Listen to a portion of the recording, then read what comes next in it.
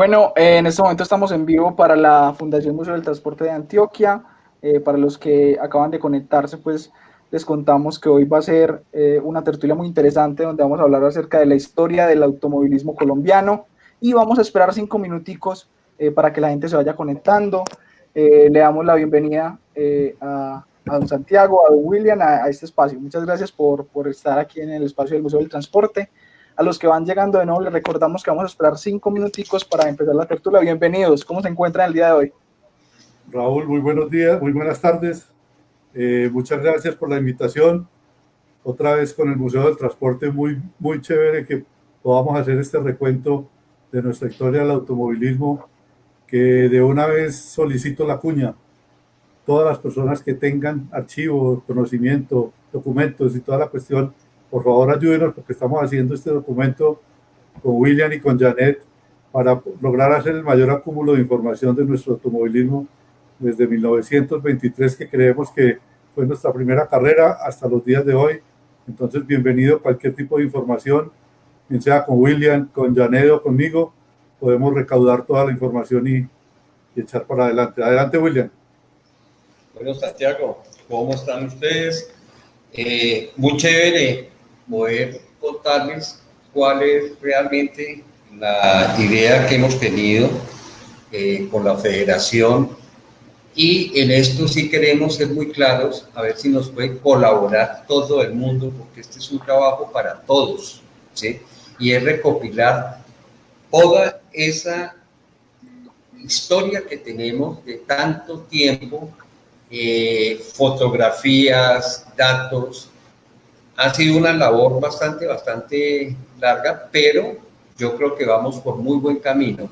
Y si tenemos la colaboración de todo el mundo, perfecto, porque queremos llegar a los orígenes, cómo han surgido un Juan Pablo Montoya, cómo han surgido toda esta cantidad de muchachos que vienen de una forma bastante buena a nivel internacional.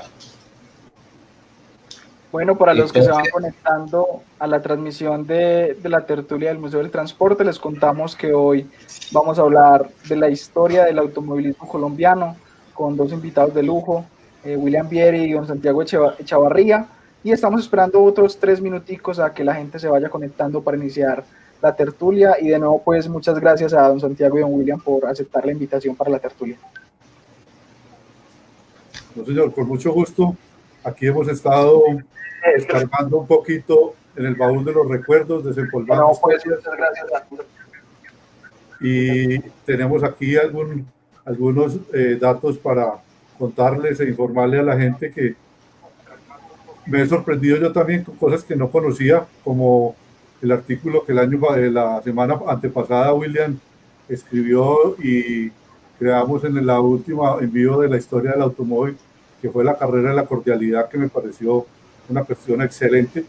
No tenía conocimiento de ella, nunca no había tenido información sobre eso, y me pareció, así como todos los artículos que se han sacado, muy buen documento, que ahí vamos, como decía William, vamos recuperando y aunando uno a uno los informes de cada uno de las temporadas de nuestro automovilismo. Bueno, claro que sí. Bueno, yo creo que de acuerdo a todo lo que se ha escarbado en bibliotecas, al trabajo tenaz que hizo Salgado, que realmente fue el pionero en prácticamente parte de la historia de nuestro automovilismo, nos encontramos con la primera carrera de autos, que fue en 1923. Conseguimos una serie de fotografías que afortunadamente... Don William. Sí, cuenta. En este momento, pues yo creo que ya estamos a punto de iniciar la tertulia. Vamos a darle unos minuticos más a la gente. No, ya se me estaba adelantando, pero ya creo que la gente se está conectando, así que vamos a darle en unos poquitos segundos, un poquitico más, para que la gente se vaya conectando pues a nuestra tertulia en vivo y no se pierda pues ningún detalle. Vamos a ver. Aló.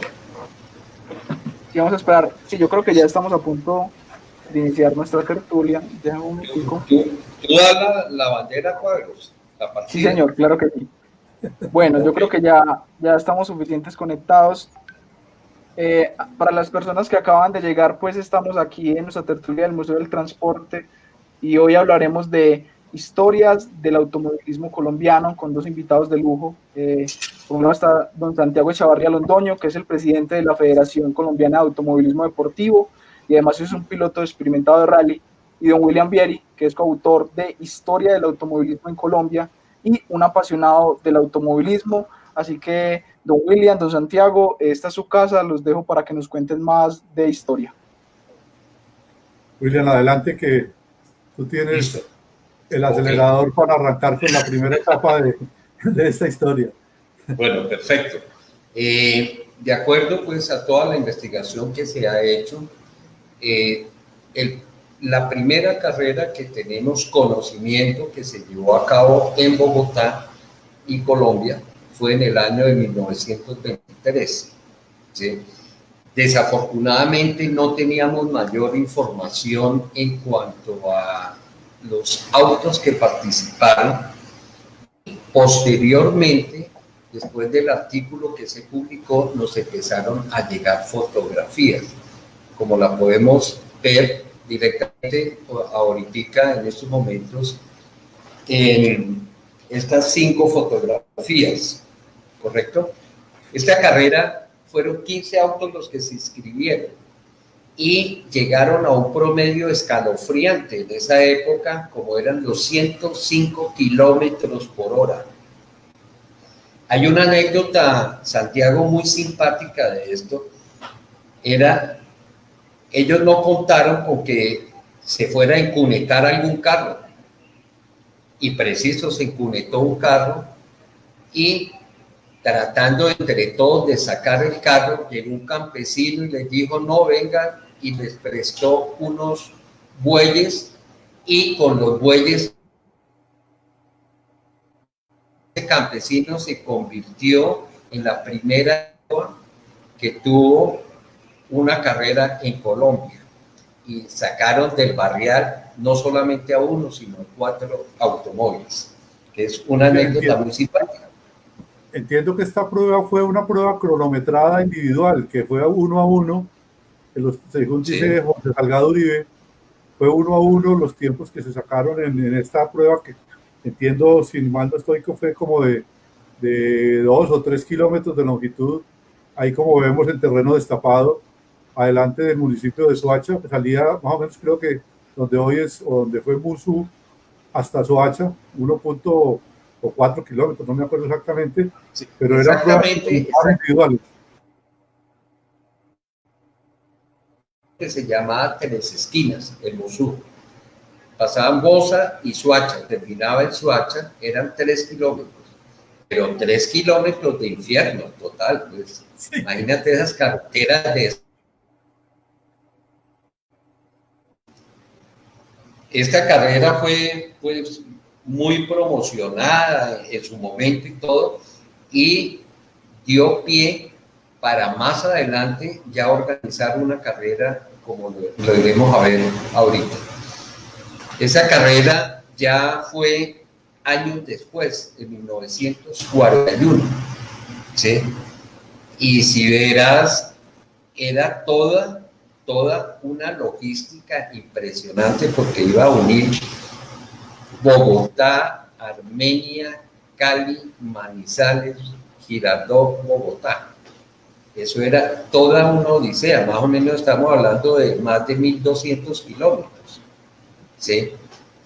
Esa carrera se llevó a cabo con la inscripción de 13 automóviles únicamente, de los cuales terminaron solamente 9 automóviles. ¿Ya? Para destacar en esta carrera corrieron 2 mujeres, una de Armenia y un par de hermanas de Cali, y lograron prácticamente terminar la carrera. Entonces fue un logro bastante importante, y el gobierno en ese momento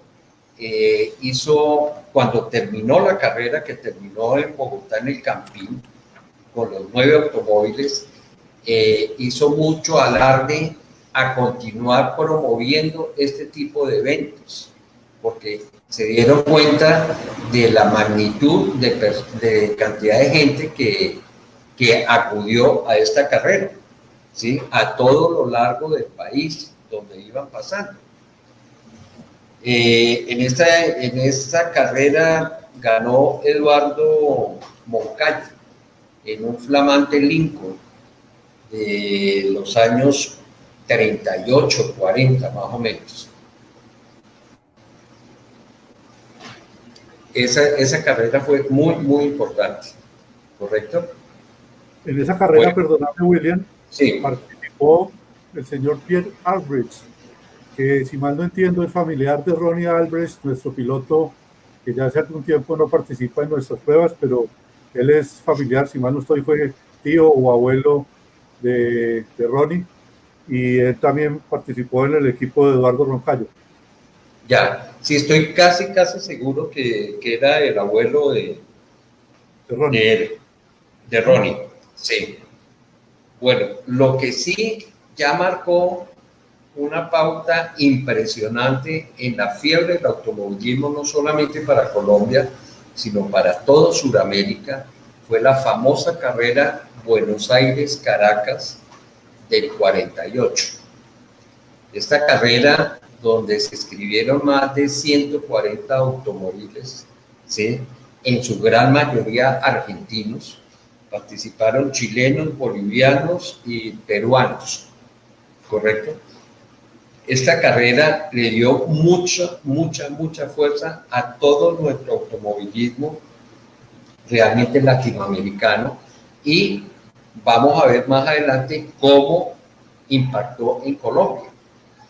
De esta carrera es muy importante destacar que Argentina tenía ya muy desarrollado los famosos turismos de carretera, carros americanos acondicionados para esas pampas argentinas, y había un par de hermanos, los hermanos Galvez, que eran las vedettes total. En Argentina los triunfos solamente eran entre ellos dos, cada uno en diferentes automóviles. Era impresionante. Ahí surge la fiebre de Juan Manuel Fangio, en su época, que arranca como mecánico. Juan Manuel estaba muy indeciso entre el fútbol y la mecánica, y terminó en la mecánica conduciendo vehículos, y se inscribe para esa primera carrera, que fue la de Buenos Aires-Caracas. Juan Manuel Fangio, pues como todos sabemos, posteriormente 5 veces campeón del mundo. Había otro piloto muy importante que era el Cabezón González, ¿sí? Posteriormente vino a correr para la Fórmula 1 y fue el primer piloto que le dio el primer triunfo a la Ferrari en Fórmula 1, ¿sí? Y otro gran corredor era Domingo Marimón. Esas eran las vedettes argentinas, y de ahí no iba a salir, de ahí tenía que salir el triunfador de esa gran carrera. Estamos hablando más o menos de 9.000 kilómetros por todos los terrenos. Fangio, por ejemplo, las primeras etapas las empiezan a repartirse entre los hermanos González, totalmente.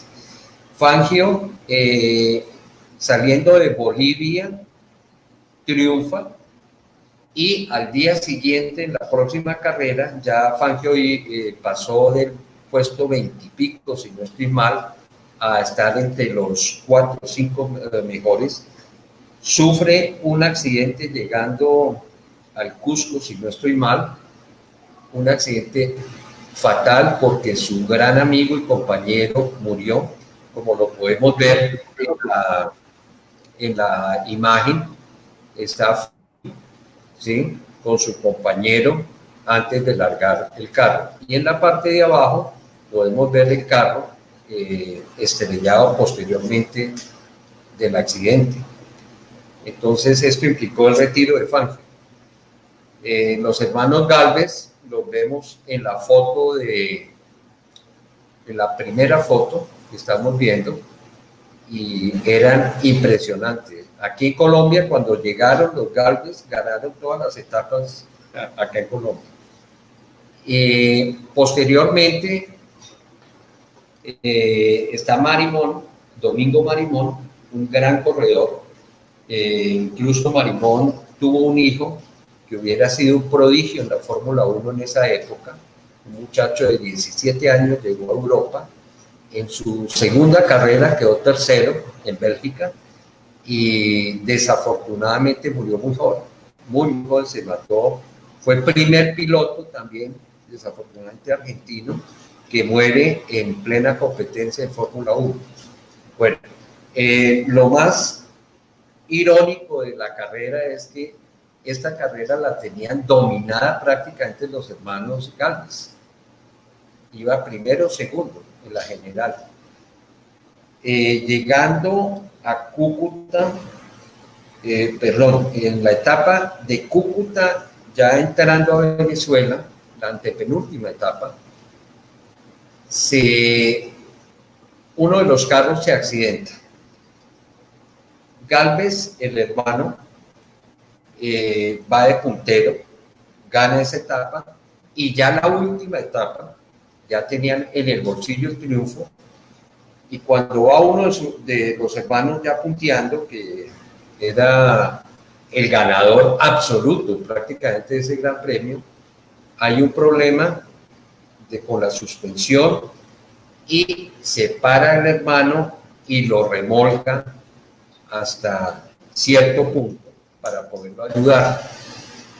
Viendo que ya estaba perdiendo más tiempo, lo suelta. Él llevaba 2 horas y pico de ventaja sobre su propio hermano y más de 3 horas con Domingo Marimón, que era el tercero. Por ayudar a su hermano, el carro sufre daños y faltando unos 4 o 5 kilómetros, el carro se daña. Y empiezan a pasar los minutos y los minutos y los minutos. Y de golpe un aficionado le dice: venga, yo le empujo el carro. Listo. Empujaron el carro, lo dejaron ya en una colina y ahí llegó y cruzó la meta y ¡pum!, le bajaron la meta, ganador Gálvez, Juan Gálvez. Entonces, a los 15 minutos llega un comisario y viene la descalificación de Gálvez porque comprobó que lo habían ayudado a remolcar. Entonces lo descalifican y queda vencedor Domingo Marimón. Ahí mismo Gálvez lo que hace es comunicarse con la Casa Rosada, con Perón, que era directamente el patrocinador del equipo oficial argentino, que era el de los hermanos Gálvez, a decirle: mire, intervenga, porque es que me hicieron una cuestión que es injusta. Entre mi hermano y yo ganamos prácticamente todas las etapas, y ahorita me van a descalificar después de ser yo el triunfador prácticamente. Y Perón le dijo: las leyes se hicieron para cumplir, cúmplalas. Y ahí quedó, y ganó Domingo Marimón. Ya, esta carrera fue la que abrió prácticamente la fiebre del automovilismo en Colombia, a todos lo largo de a lo ancho y largo del país. Hasta tal Esa punto, fue la historia de William, hasta tal punto que ese nombre de los Marimón lo obtuvieron como remoquete 2 hermanos pereiranos que eran los Marín, y les decían los Marimones colombianos. Entonces, excelentes pilotos. Toda esa herencia del automovilismo del sur, empezando ya por los remoquetes que tenían nuestros pilotos en años siguientes, que ya vamos a empezar a ver. Adelante, William. Sí. Fíjate una cosa, tan importante fue esa carrera que ya en 1949, ¿sí?, se hace una carrera con un grupo bastante amplio de corredores ya colombianos con unos carros prácticamente de calle preparados, tipo turismo carretera argentina. Y ahí es donde aparecen ya los hermanos Marimón, colombianos, ¿sí? Excelentes pilotos. No había aparecido todavía el Ganso Garzón en esa competencia del 49, pero ya hay personas bien importantes, tanto del Valle del Cauca como toda la zona cafetera del viejo Caldas, ¿sí? Y de Antioquia tampoco alcanzan a figurar para esta carrera. La vamos a ver más adelante cómo ya Antioquia se despierta con muy buenos corredores, ¿sí? Esta carrera del 49, podemos ver ahí cómo fue la entrada directamente, la partida directamente desde el Estadio El Campín. Hay una anécdota de esta carrera. Desde muy niño, mi papá me contaba sobre esta carrera. Mi papá era un muchacho de 17 años y él me la describió perfecto. Me decía, mire, es que eso fue increíble ver un poco de mecánicos, ¿sí? Del 7 de agosto y de los mártires con banderas de los automóviles Ford y los automóviles Chevrolet, o sea, eran las barras. Imagínate en el estadio con las banderas. Y ese olor a gasolina, el barro y el ambiente y todo, pues era pegajoso totalmente. Eso era un espectáculo completo. Me decía mi papá, nosotros los chapinerunos de ese entonces, fuimos a ver esa llegada tan espectacular, tanto la partida como la llegada, ¿sí? Y ahí podemos ver las fotos de esa competencia tan espectacular, ¿sí? Esa competencia de ese año, ¿sí? Pues había dicho yo anteriormente, era prácticamente un circuito central colombiano, ¿ya? Y fue lo máximo en cuanto a expectativa que se creó, ¿no? Fueron 22 carros, 1.700 kilómetros uniendo todas estas ciudades, ¿sí? Puros carros americanos, a excepción de un Anglia inglés, un Ford Anglia inglés, era el único carro europeo que corrió ahí. De resto eran Mercury, Studebaker, Lincoln, Ford, Chevrolet, básicamente. Esta carrera fue muy interesante y pues en los artículos que la federación ha publicado, ahí podemos ver ya en detalle quiénes fueron los vencedores, qué carros compitieron. Fue bastante interesante. Viene ya en el 52 el primer circuito central colombiano, básicamente con la misma estructura en cuanto a recorrido que el de la carrera del 49, ¿sí? Uniendo las ciudades de Bogotá, Manizales, Cali, Pereira, Armenia, dando la vuelta por la línea, llegando nuevamente a Bogotá. Fueron carreras bastante interesantes, ¿sí? Porque este circuito fue denominado Circuito Central Colombiano, ¿sí? Y como se basó en la carrera anterior, fue denominado el segundo Circuito Central Colombiano, ¿sí? Porque el recorrido fue prácticamente el mismo. Tú, Santiago, ¿qué oías ya en esa época? Aquí para el 52, por ejemplo, ya aparecieron una delegación buena de que había estado ausente en 1949.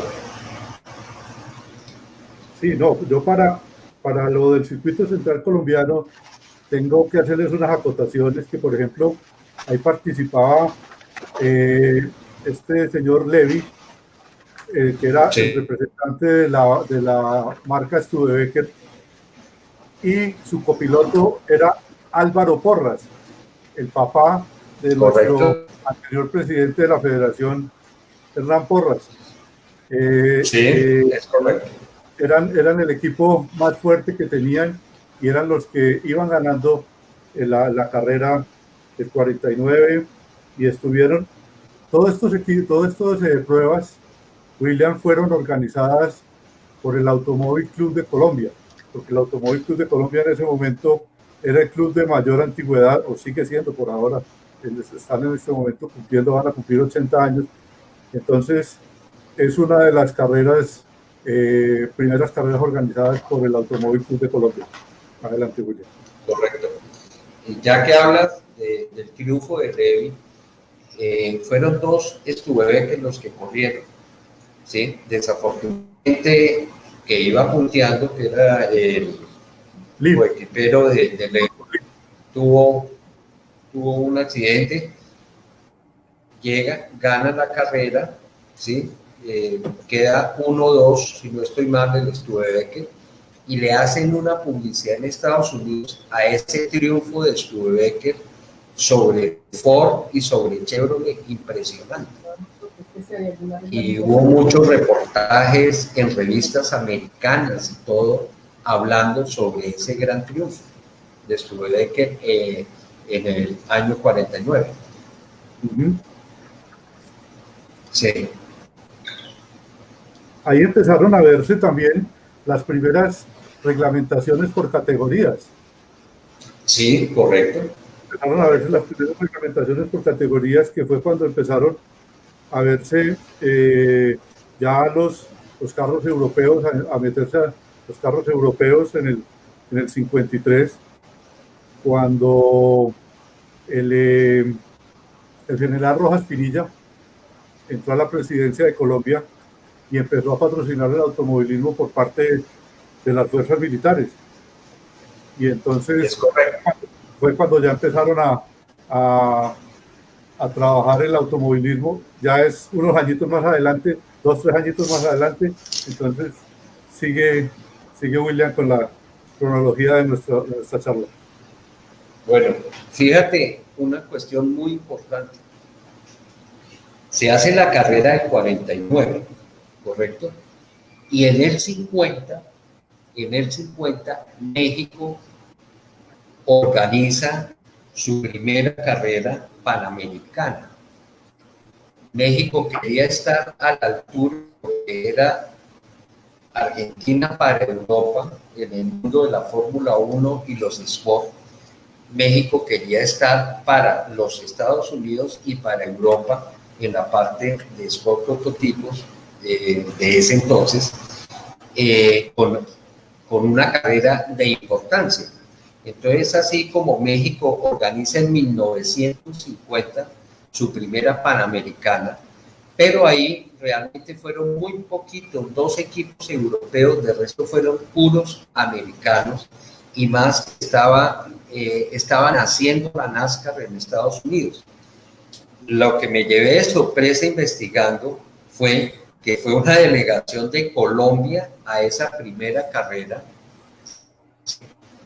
a competir, ¿ya? Y hicieron un papel excelente.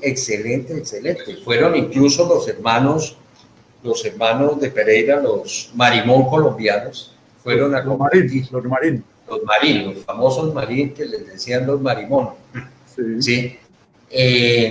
Esta carrera fue sumamente importante para nosotros en Colombia por la actuación. Imagínate, eran 120 y pico de automóviles, si no estoy mal, y quedamos 17, quedamos entre los 30 primeros, quedamos 3 carros colombianos de los 4 que participaron, que fue excelente, ¿sí? obvio que esta carrera fue más que todo americana y local, mexicana. Así es como ya después del circuito central colombiano del 53, ¿sí?, arranca el Ganso Garzón con William Gremlin y se meten esa odisea de preparar un carro en Estados Unidos.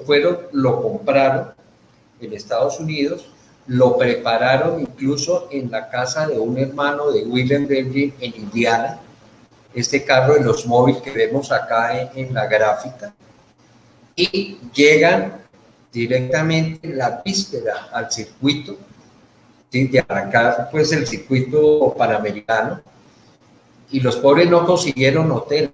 Entonces un granjero les ofreció un establo que era junto a las vacas, y ellos no tuvieron ningún problema, el Ganso y William, de dormir junto a las vacas con tal de partir al otro día.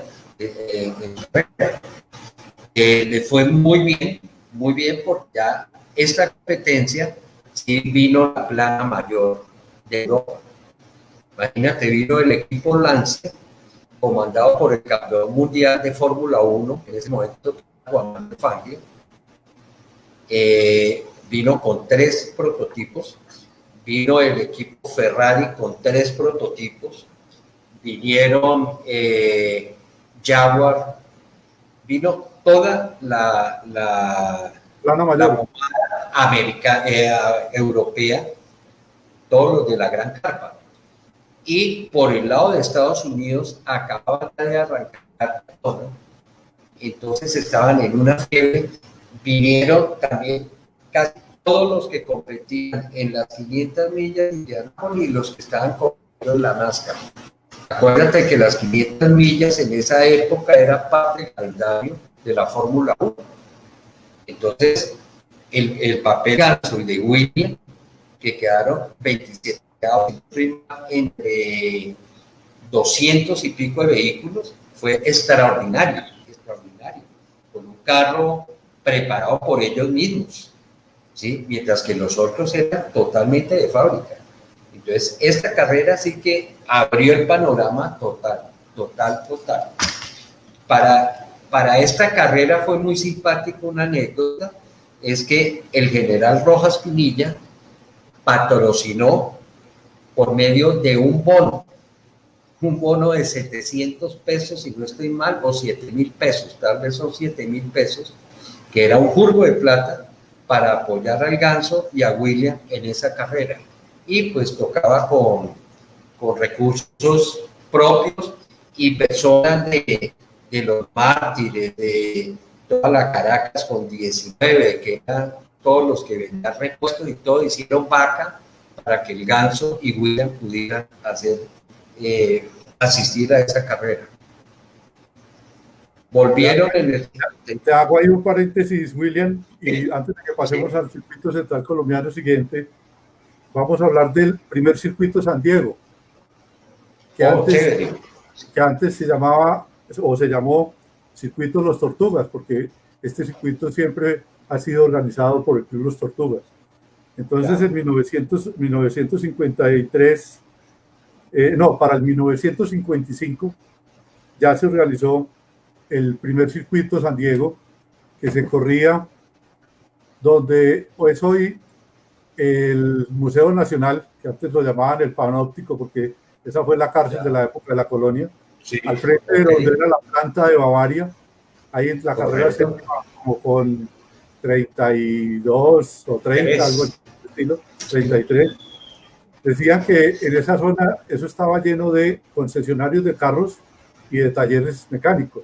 Entonces ahí sobre la carrera séptima armaban la grilla de partida en el sentido tipo Le Mans, tipo espina de pescado, y salían por la séptima hacia el sur, pasaban por el frente del hoy Hotel Tequendama.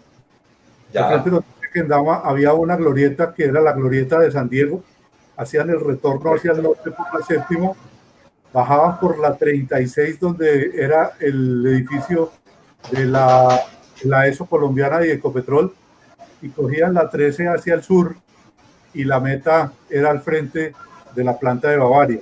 era un circuito de 4 kilómetros y algo más, pero participaron fácilmente.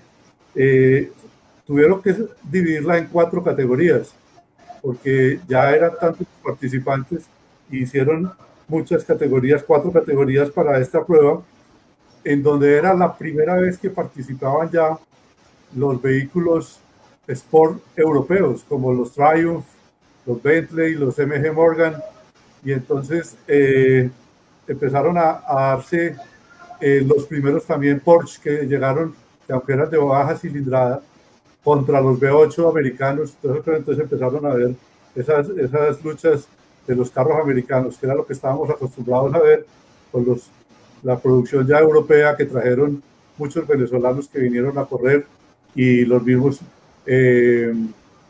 colombianos que participaban, socios de los Tortugas o pilotos que estaban ahí. Y dentro de uno de esos tantos pilotos que estaba era Tomás Stoller, el papá de Camilo. También estaban, por ejemplo, Hans Hammer en el primer Austin Harley que corrió en el circuito San Diego, y el Alan Cadillac de Antonio Izquierdo, que fue cuando Antonio Izquierdo empezó a descollar en el automovilismo colombiano y empezó a pensar a trascender fronteras hacia Europa. Tuvo que ver mucho el papá que fue uno de los organizadores, si no estoy mal, de Jorge Cortés. Sí, del circuito San Diego. Sí, señor. Sí, y también estaba ahí metido el Topo, el Topito. ¿El Topo Quintero? El Topo Quintero, sí, Jaime sí. Quintero. Ajá. Sí, Jaimito. Jaimito también estaba metido. Villa. Fabio Villa era. Sí, Fabio Villa. Pero Fabio Villa estaba corriendo. Fernando Cortés Boschel. Sí. Él estaba corriendo en un Triumph TR2. Ya. No, ese circuito espectacular. Y ese duelo entre el carro europeo de baja cilindrada versus el monstruo americano con gasolina de miedo era espectacular. Espectacular. Fíjate que el circuito cogió tanta fuerza, ese circuito año tras año, que en una de esas vino, por ejemplo, Juan Manuel Fangio a dar la largada de esa carrera. Y hizo el circuito, pues como demostración, hizo como 2 o 3 vueltas en el mismo circuito, correcto. Pero como demostración, sí. Sí, ahí recuerdo Guillermo Pechacón, por ejemplo, con su famoso automóvil Fórmula 1, el Caribe, que era con motor Peugeot. Sí. Hizo un carrerón impresionante y participó otra fórmula. Claro que ya estamos hablando del circuito a finales de los 50, ¿no? Participó otra fórmula manejada por un venezolano, y creo que era una fórmula incluso con motor delantero, a finales de los 50, 60, tal vez en Maserati. Ese circuito fue espectacular y muy chévere que hubiera traído la mención porque marcó historia. Ahí fue donde estuvo también y empezó a salir uno de los mayores contrincantes del Ganso Garzón a nivel nacional, que fue Cristo Papadopoulos, el griego Cristo Papadopoulos, que corría, Gustavo Matallana y Mario Rico, el papá de nuestros hermanos Rico, de Luis Genaro, Mario Rico, sí, también del circuito central colombiano. Correcto. Sí, fíjate ya por ejemplo, el circuito central colombiano a ver, te digo, ese fue el tercer circuito central colombiano, no, el segundo, perdón. Ahí aparece y deslumbra totalmente el novato que fue el Ganso Garzón.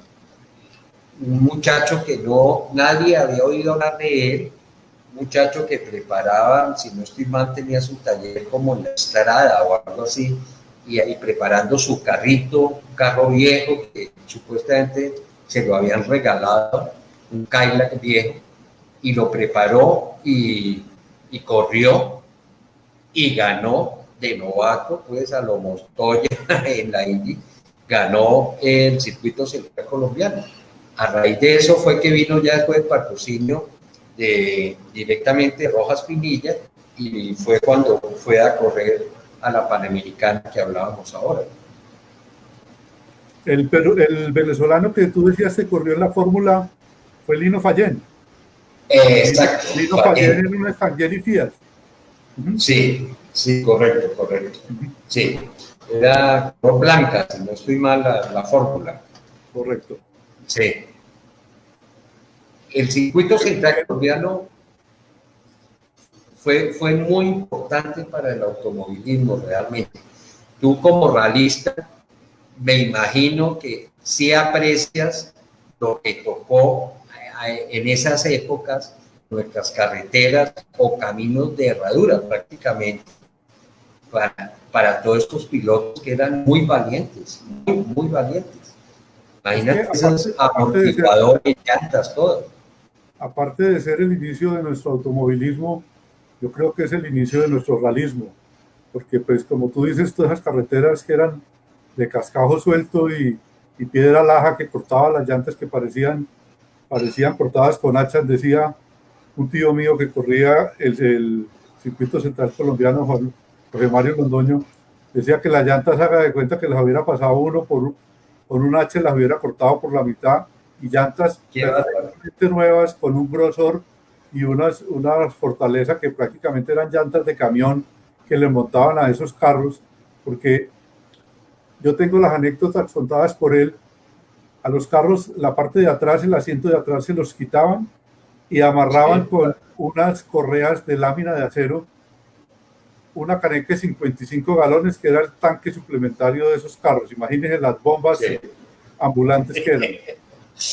Los amortiguadores, les ponían los amortiguadores de los camiones Mack, que tenían generalmente para obras públicas en todas las ciudades, para que fueran los que llamaban, y eran los super wow, como dicen ahora, amortiguadores reforzados. Y las ballestas de los resortes eran reforzadas con soldadura en las uniones de los housing. Entonces eso aguantaba uso y abuso para poder terminar en esas carreteras tan malas. Si quieres, me permito entrar al circuito de Occidente, una carrera que el circuito de Occidente se derivó del circuito central colombiano, y fue un circuito que se corrió el 15 de abril del 53. Todas las tripulaciones tenían que desplazarse hasta Ipiales. El circuito arrancaba desde Ipiales, y la primera etapa era Ipiales-Popayán. Como les digo, normalmente esas carreras salían 7, 8 de la mañana por tarde, y hacían 500, 600 kilómetros por carreteras. No piensen que la carretera que ahorita que viene de Ipiales a Popayán es la que hoy tenemos, pasando por Mercaderes, sino era bajar al Cañón del Guáitaras, por La Cruz, Huesaco, subir a Popayán, que eso eran 491 kilómetros de piedra laja y unos voladeros, y si uno iba por ahí no salía ni en el periódico. Hoy existe todavía. Si uno caía ahí, moría era de hambre para llegar al fondo del abismo, pues. Nosotros corrimos por ahí muchos de los rallies, y Jorge Cortés, que creo que está en uno de nuestros invitados a nuestro foro, pues, que está oyendo. Nosotros corrimos muchos rallies por el Cañón del Guáitaras, y uno iba en el carro por una repisa y veía abajo en el Cañón del Guáitaras los aviones en su ruta. Era más alto, era altísimo ese cañón. Sí, y uno lo veía, y uno bajaba y bajaba y bajaba hasta abajo, hasta el puente de Huesaco, y en Huesaco empezaba uno a subir a La Cruz, y de La Cruz salir a Mercaderes. Eso era un cañón de más o menos unos 85, 90 kilómetros, que se demoraba uno como 4 horas para hacer un recorrido Dizque uno a toda mecha, iba a 1.80, porque se pegaba uno, preferiblemente darse uno contra las piedras de la pared de mano izquierda, porque iba bajando, porque a mano derecha estaba el voladero, un infierno de voladero. Cuando eso no había guardavidas. No, imagínate. Les cuento, entonces, la primera etapa fue Ipiales-Popayán, luego Popayán-Pereira, Pereira-Medellín, Medellín-Manizales, Manizales-Cali y Cali-Pasto. Ese rally fue organizado por el Automóvil Club de Colombia, y la primera comisión técnica que hizo la revisión técnica de ese rally fueron Bernardo Uribe Lince y Henry Duperli. Ellos eran del Automóvil Club de Antioquia. Los jueces de la OCC de Antioquia fueron Gustavo Gaviria, Gabriel López Cano y Pedro Jaramillo Vieira. El cronometraje lo manejaron Fritz Odenfroth, Miguel Zapata Restrepo, Alfonso Echeverri. Acuérdese que Miguel Zapata Restrepo fue un gran locutor y que después se metió a locutor de fútbol, locutor deportivo. Y el parque cerrado lo manejaban Henry Duperli y Jaime Estrada. Para esta prueba se hicieron, la primera etapa fueron 406 kilómetros, la segunda 405, la tercera 326 y el resto tenían alrededor de 522 kilómetros, todo por terreno destapado, y fueron 27 tripulaciones. Entre ellos estaba, por ejemplo, Fernando Villa con Alfonso Urbano, Hernando Espina con Gilberto Torres, Fernando Jaramillo, Jorge Mario Londoñez con Jaime Montoya, Aurelio Toro, Gabriel Garcés, William Robert Grimlin, Pedro J. Olarte, los hermanos Marín de Pereira, Fabio Villa Álvarez, que también era otra de los duros, Jorge García, el Meteoro, lo llamaban el Meteoro Capitalino, Joaquín Restrepo Márquez, Eugenio Arredondo, Antonio Galeano, Rafael Cruz, Segundo Paredes, Bernardo Villegas, Joaquín Restrepo, Rudecindo Correa, Jesús Chamorro, Jorge Ceballos, Juan Vargas, Jaime Fletcher, Gerardo Luna y Artemio Trejos. Artemio Trejos no pudo terminar la segunda etapa porque el carro le reventó el motor subiendo de Chinchiná a Manizales, le reventó el motor. Tengo una anécdota muy linda que mi tío Jorge Mario Londoño me contó. Él venía ganándose en la segunda etapa, en la segunda etapa llegó de segundo a Manizales y al otro día arrancaron vía Manizales-Medellín. Ellos hacían Manizales-Pereira, La Virginia, Río Sucio, Anserma, Río Sucio, La Pintada, Medellín, subiendo por Minas. Y él venía bajando el alto de Río Sucio y entonces como se dice, se descachó el carro, se le salió la llanta delantera izquierda con todo y la campana de freno, porque en ese entonces no había freno de disco, eran frenos de tambor. Se salió la campana con todo y cacho y aterrizó en el cacho delantero, y él no tenía repuesto en ese momento para su Ford, porque él corría con la Ford, el número 14, y el alcalde de Río Sucio supo del tema, y en el pueblo había un taxi de la misma marca, del mismo modelo, y le dijo al taxista que tenía la obligación de desarmar el cacho delantero del carro para que la policía se lo llevara al puesto donde estaba Jorge Mario Varao. Lo armaron y pudo llegar a Medellín con el carro ya clasificando.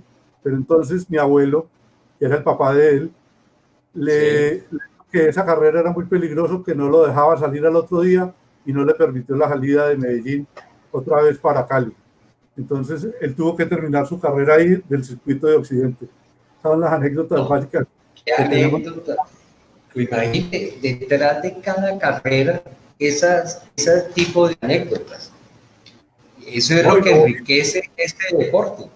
Lo bonito que supimos, William, es que el ejército colombiano, la FAC y creo que una emisora, creo que era en ese momento radial, montaba los mecánicos, los periodistas, iban por encima de la carrera haciendo las transmisiones y llevando los repuestos para soltarlos en paracaídas, en canchos de fútbol, cercanas a los sitios donde iban a hacer las llegadas de las etapas y así poder la asistencia técnica y mecánica a los carros en esos circuitos central colombianos, porque sí, no había posibilidad de seguirlos. Sí, imagínate en las canchas de fútbol donde botaban los repuestos, las cajas, habían escuadrones de motocicletas y cogían y pum, llegaban donde estuviera el varado y organizaban.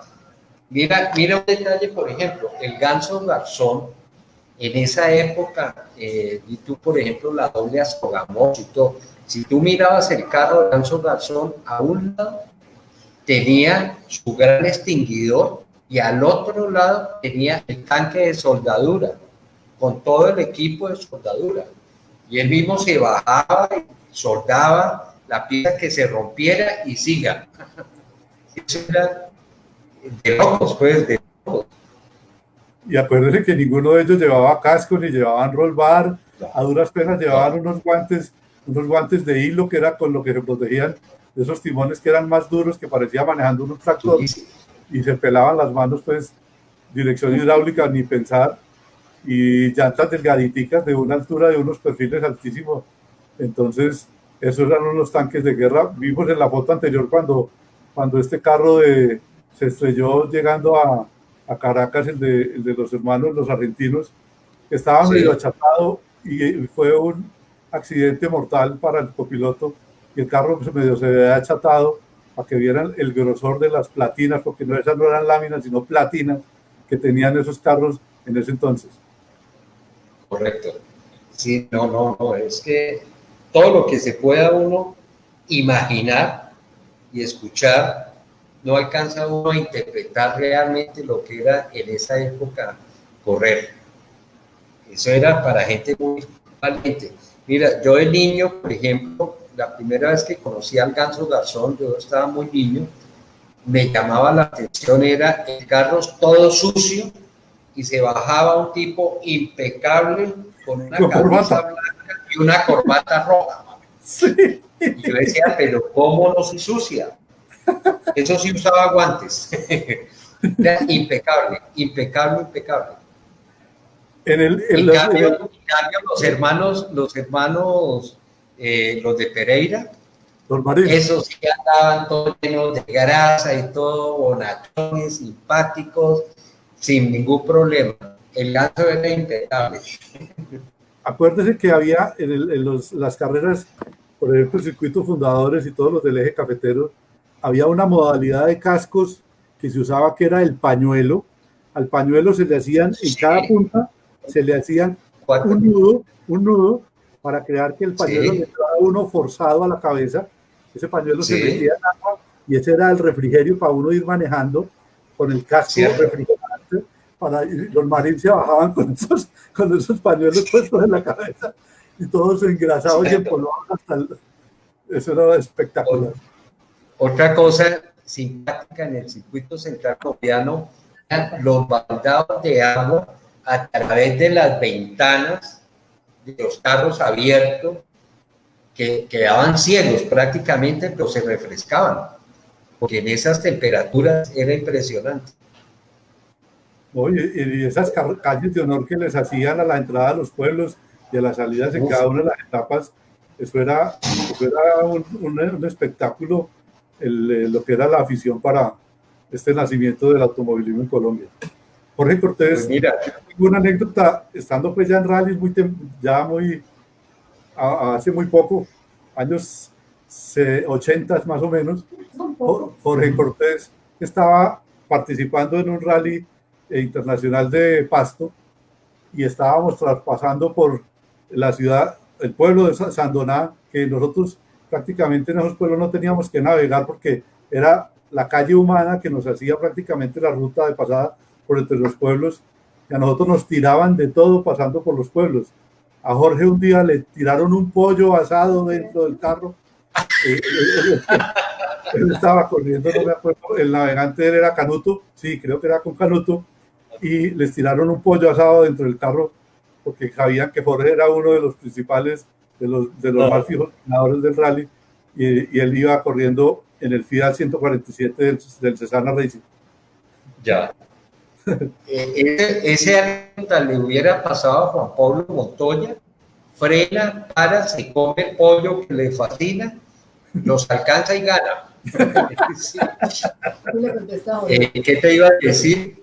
No, fíjate que súper interesante.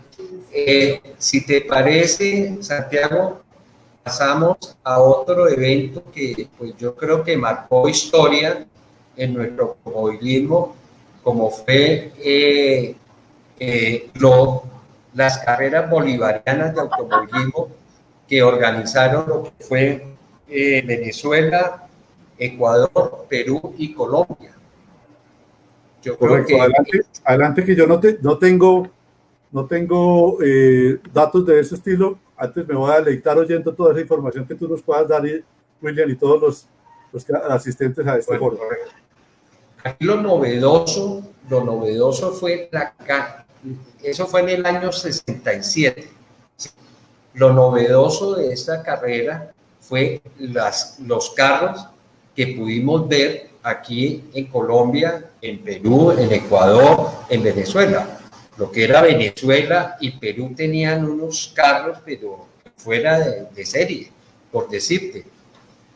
En la Copa Can-Am americana, que se corría entre Estados Unidos y Canadá, que la corrió posteriormente Cuchillas Londoño y la corrió Diego Montoya. Esa nació como en el año 65, si no estoy mal.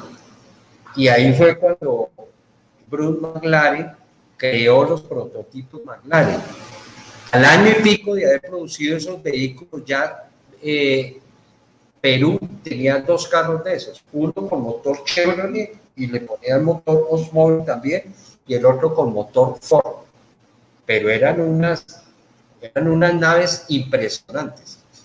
Por el lado de Venezuela, ellos tenían el Porsche famoso 904 de Aldo Natalini y el Pelón Capriles, gente de mucho dinero allá en Venezuela, había comprado un Carrera 6.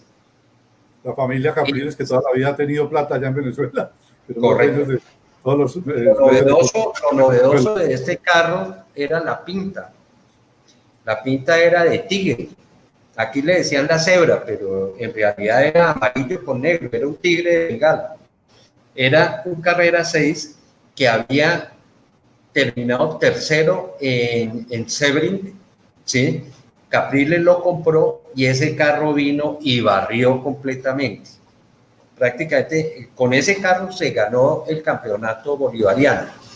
Venezuela tenía, por ejemplo, el Cerex, que era un prototipo Can-Am, tipo Can-Am, producido por la Lola, que era también una nave impresionante. Y así una serie de carros que pues estábamos sorprendidos. Pity Block de Perú tenía un Carrera 6 también muy bueno. Entonces eran unos carros impresionantes. Tenía una pregunta. Sí. ¿Esos circuitos eran circuitos callejeros en Bogotá o eran circuitos ya en carretera? No, eran circuitos callejeros. Cada país organizó una carrera de 6 horas.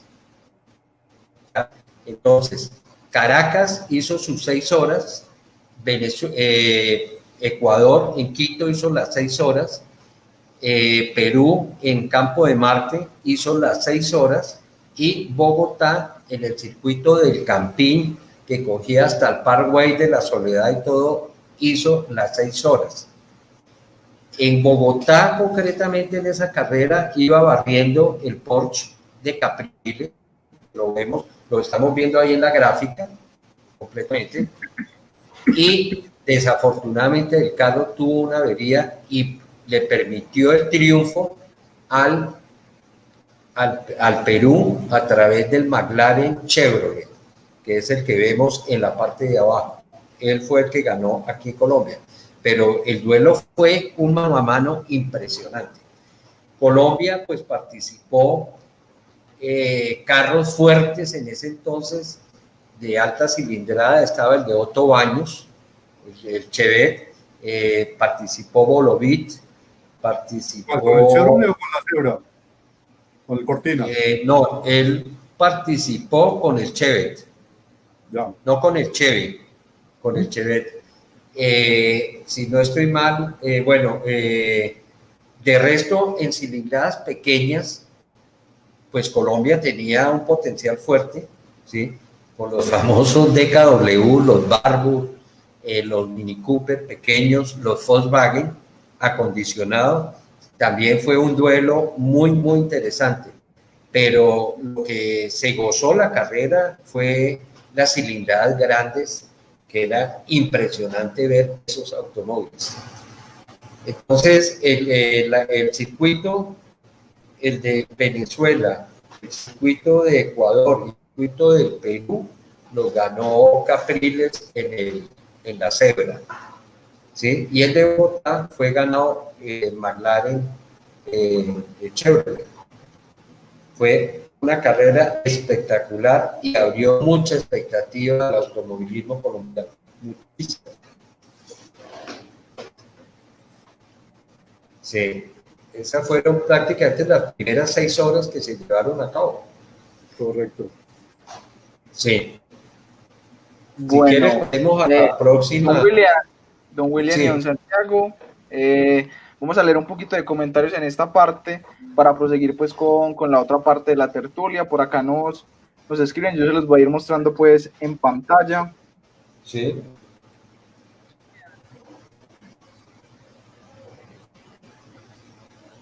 Ustedes lo pueden ir leyendo, pueden ir comentando. Ok, Guillermo, obvio, muy interesante, sí, este conversatorio es muy interesante y lo más rico es que nos empapamos de todo este tipo de anécdotas que ni conocíamos. Muy chévere el comentario.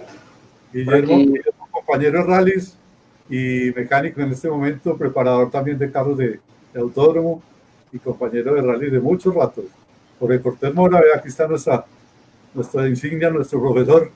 Había alguna reglamentación técnica en categorías en esa época.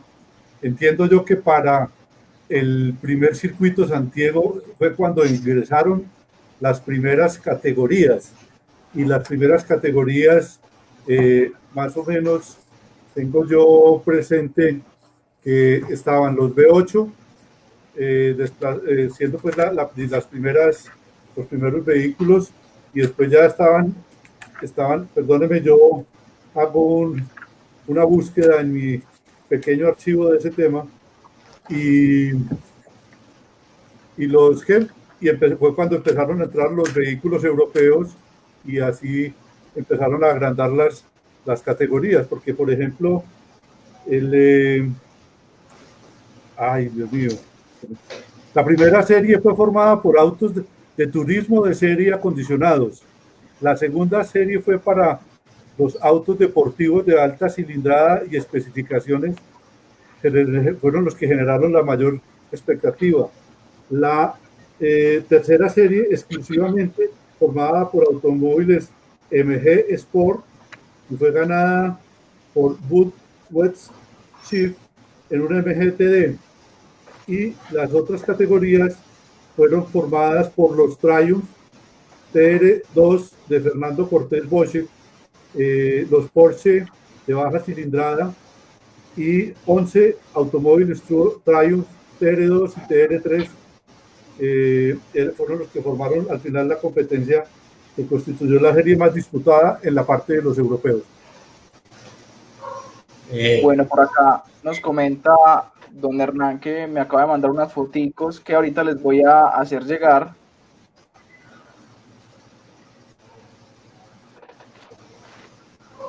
Ok, bueno, ahorita cuando hablemos de Roberto José Guerrero, muy chévere para poder ver esas fotos en el autódromo cuando con el Inside Ford hizo la demostración. Bueno, voy entonces a pasar a la segunda parte de la tertulia. De un momentico, por favor. Les voy a poner las diapositivas.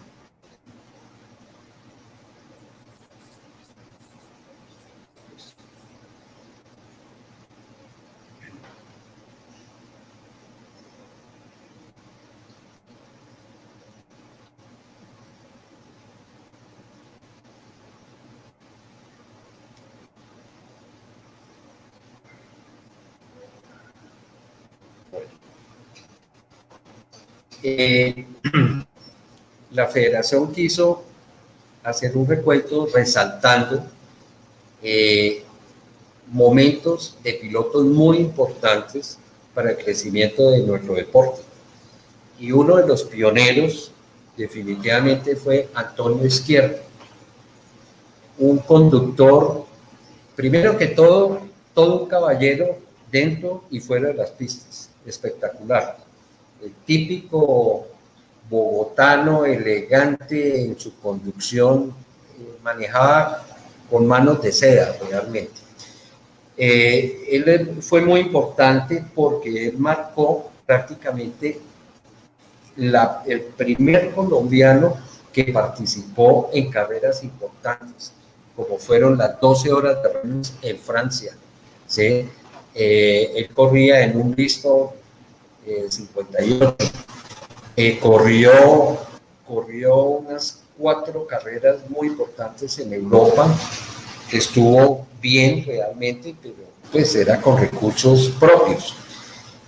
Fue invitado a las 6 horas de Lima, eso fue por los años 58, 59, y en las 6 horas de Lima barrió totalmente, con un carro inferior en cilindraje versus los carros que tenían peruanos. Fue una carrera excelente y ganó.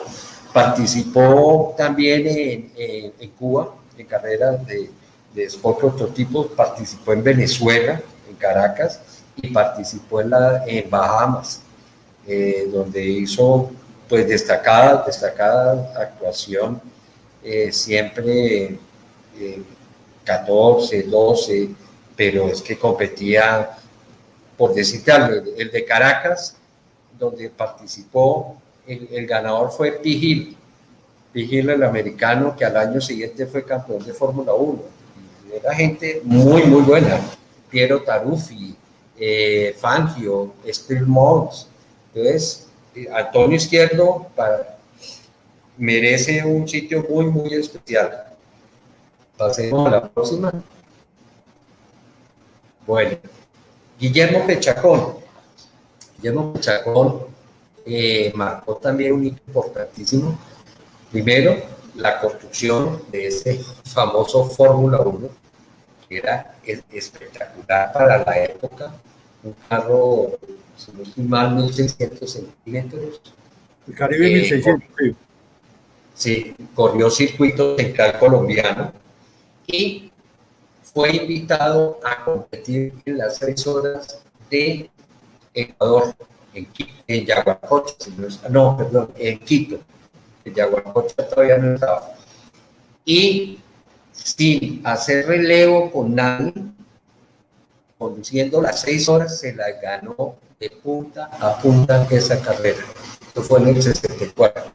Este auto, desafortunadamente, en una carrera en Venezuela, lo decomisaron, la aduana no lo dejaron pasar. La cuestión fue que el carro desapareció y se lo robaron. Nunca apareció.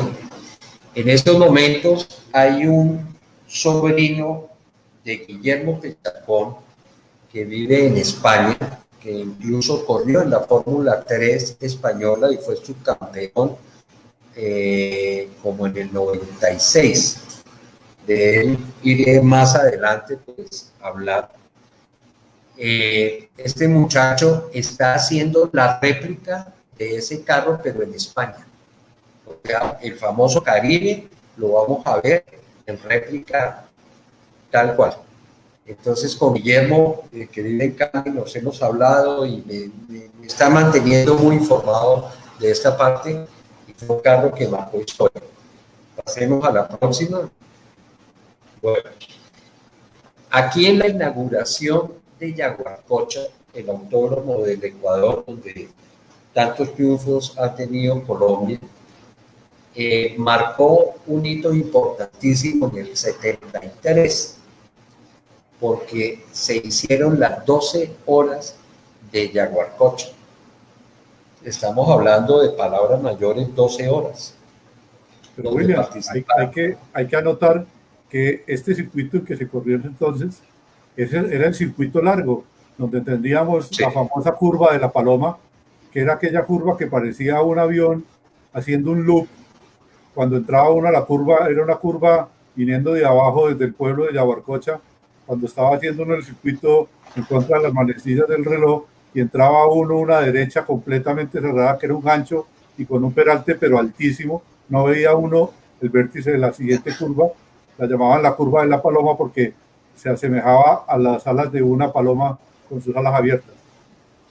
Oye, y Santiago, ¿qué referencia podía tener uno como piloto para no seguir derecho? ¿Cómo había algún árbol, algo que marcara esto? No, yo esa No parte sí no sabes. sabía porque yo la recorrí como comisario deportivo y Sí, como jefe de cronometraje en Yaguarcocha para las pruebas de la Marlboro 500 y la Canam 500 ya, y otra prueba. ya. Jorge Cortés sí nos puede dar porque Jorge Cortés corrió allá con Lucio Bernal y con mucha gente, entonces a él le tocó Correcto. tomar el circuito largo, no el que sí está Ok, corriendo en este momento, que es el circuito corto, porque ya el municipio invadió la pista y limitaron ese pedazo que pasaba por allá por la curva de la Paloma.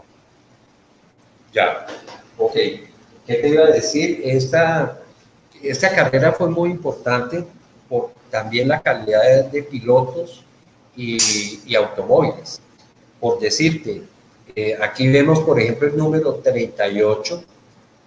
Este carro había participado en las 24 horas de Daytona y había ganado en su categoría. Tenemos el Porsche amarillo que se ve al fondo, ¿sí? Un Carrera 6, ese era ecuatoriano, un corredor, él lo había comprado inicialmente en el Perú y ahorita ya corría directamente por Ecuador. Tenemos un Datsun, teníamos el famoso Ferrari 520, que a la postre fue el ganador. Este lo corría el norteamericano Tony Andamish. Este Tony Andamish venía de ser tercero en Daytona con ese mismo carro. Y por Colombia participaba Camilo Mutis. Camilo Mutis había comprado el carro que vemos, el Porsche ese Special, se lo había comprado a Natalini. Natalini era un corredor venezolano que tenía un 904, lo había estrellado. Afortunadamente el chasis no sufrió, pero la carrocería sí se acabó. Y modificaron y salió ese híbrido que fue un carro muy simpático, rápido, muy rápido. Y Camilo hizo un carrerón impresionante y fue segundo en esa carrera detrás de semejante monstruo como era el Porsche, el Ferrari 520 de Landamish. E incluso le ganó al Porsche Carrera 6, tanto al ecuatoriano como a Piti Blor, el peruano. Hizo un carrerón impresionante, impresionante. Entonces, esa fue prácticamente la gran actuación en una carrera internacional muy importante, la que hizo Camilo Mutis en ese momento. Y es que el Ferrari 500... Esa era una carrera sprint, ¿cierto? No eran 6 horas ni carreras de duración, sino era una carrera sprint de 1 hora, hora y media, más o menos, William. No, esa era de 12 horas. Ah, ¿de 12 horas? 12 horas. Ajá. La importancia de esa carrera fueron 12 horas con carros muy, muy fuertes. Viene aquí la parte, por ejemplo, que me gustaría, si Jorge nos pudiera colaborar, que fue el equipo del Montero Racing Team, que marcó hito en nuestro automovilismo, porque fue el primer equipo prácticamente colombiano que llegó a Daytona, en esa época junto, pues obvio, a Mauricio de Narváez, con su famoso Porsche. Este equipo estaba Armando Norato Espinosa, estaba Pacho López, estaba Jorge Cortés y estaba Lucio Bernal también. ¿correcto? Fue un equipo que hizo unas actuaciones espectaculares en la categoría GTO, tenían 2 vehículos, ¿sí? Entonces, Jorge, si nos pudiera colaborar en esa parte, sería espectacular tener las impresiones de él, que estuvo en ese equipo por un buen tiempo en el campeonato IMSA, en la categoría GTO. Ahí vemos, en el capó del Porsche vemos un gran patrocinador de todo el automovilismo durante mucho tiempo, que es JR Solórzano, Juan Raúl Solórzano, la Claro. compañía del capó. Sí. Juan Raúl, el papá de Juan Raúl, si no estoy mal, fue de los primeros que corrió circuito central colombiano y San Diego, en un Sunderland, en un Ford Sunderland modelo 54, espectacular el carro. Así es. Sí. Ya. Bueno, pasamos a la siguiente gráfica. Bueno, aquí vemos el equipo del Botero Racing. Al fondo estamos viendo el equipo de Mauricio, que hablaremos ahorita. Vemos fotos de Honorato, de Pacho y de Jorge Cortés. Sí. Hablando, por ejemplo, de Jorge Cortés, hay una anécdota que yo le digo a Jorge que fue la peor embarrada que pudo haber hecho en su vida. Jorge fue a estudiar ingeniería en Inglaterra, pero es afiladísimo, como todos conocemos, a los fierros. Se metió a trabajar como mecánico en un taller de un corredor de Fórmula 1 que había sido campeón mundial de motociclismo. Estoy hablando de John Short. John Short vio las condiciones de este muchachito en la parte mecánica y todo, le hizo algunas pruebas en carros y prácticamente le rogó, le dijo, mire, espere porque yo voy a sacar un equipo en Fórmula 2 de nuestro, hecho acá en el taller, para que usted lo corra, pruebe. No, Jorge se vino para Colombia.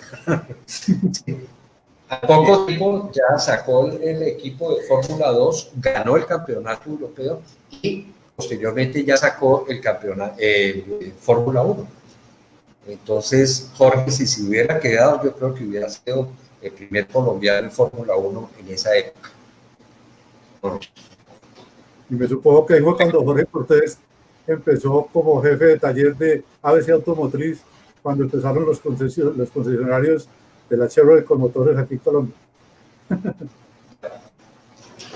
Bueno, la siguiente, este es un corredor de tiempo completo, realmente, de los corredores buenos que ha tenido Colombia, que es Diego Montoya, tío de Juan Pablo Montoya. Diego hizo unas actuaciones espectaculares a nivel nacional, ¿sí?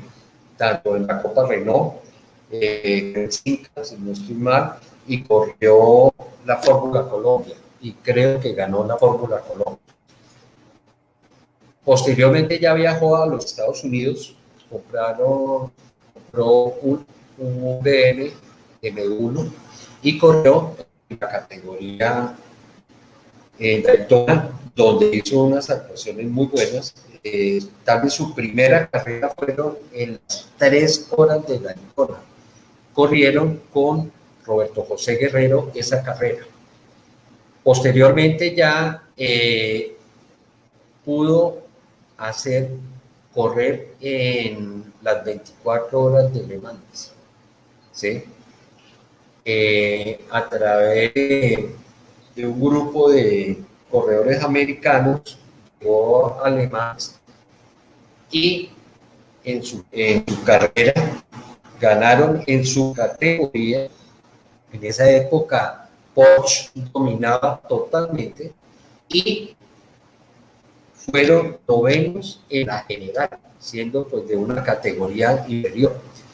Diego pues el manejo excelente. O sea, ahorita que lleguemos al gran campeón Mauricio de Narváez, en ese mismo año en que Diego quedó noveno, Mauricio de Narváez quedó cuarto en Le Mans. Ha sido la mejor actuación de un colombiano en esta prestigiosa carrera. Por último, vemos a Diego, sí, perdona, devolver la diapositiva. Ahí sí, vemos a Diego con el topo Jaime Quintero en una premiación sí, seguramente en la Copa Renault o sí, alguna cuestión en el autódromo.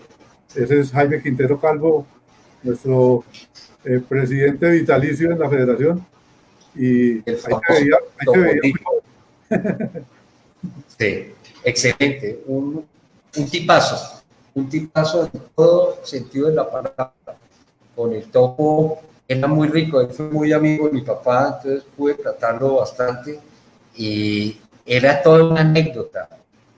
Oír al Topo Quintero, esto era para pasar horas de horas de horas. Excelente, excelente persona, buen corredor, su hijo, gran corredor. Un abrazo grande para toda la familia Quintero. Jaime fue el que Bueno, me involucró a mí, él fue el culpable yo estoy en estas videos, él fue el que me metió en el año sí, 72 a hacerle el primer puesto ya, de control en un rally La Lechuza a las 4 de la mañana en Chiquinquirá, muerto del frío. Entonces al Topo Quintero le debo estar yo en el automovilismo, él fue prácticamente el mecenas mío en el automovilismo. ya, bueno, pero estuviste muy, Muy bien muy apadrinado. afortunado, Sí, muy bien apadrinado. Te dio la patadita, sí, señor. chévere, la patadita del triunfo. Aquí vemos el Sauber prototipo. Cabe anotar que este Sauber con el tiempo lo compró la Mercedes-Benz y sobre esa base de ese carro fue el que empezó a barrer en Le Mans cuando iniciaba Michael Schumacher su carrera automovilística, fue con este vehículo y ganaron carreras muy importantes. Fue los 1000 kilómetros de Monza, si no estoy mal, y en Inglaterra ganaron 2 carreras muy importantes y ya en Le Mans fue espectacular. Bueno, por último, la última parte de Diego Montoya, vemos en la parte de arriba el BMW en el campeonato de INSA y por último él empezó a correr la categoría Can-Am, que era una categoría, yo creo que ha sido la categoría que ha producido los automóviles más veloces en toda su historia. Cuando Bruce McLaren y Dave Zoom ganaron en Can-Am, eran carros que levantaban en ese entonces 410 kilómetros. En algún viaje que hice yo a Providencia, tuve la fortuna de encontrarme con Diego Montoya en el avión y nos fuimos hablando todo el camino.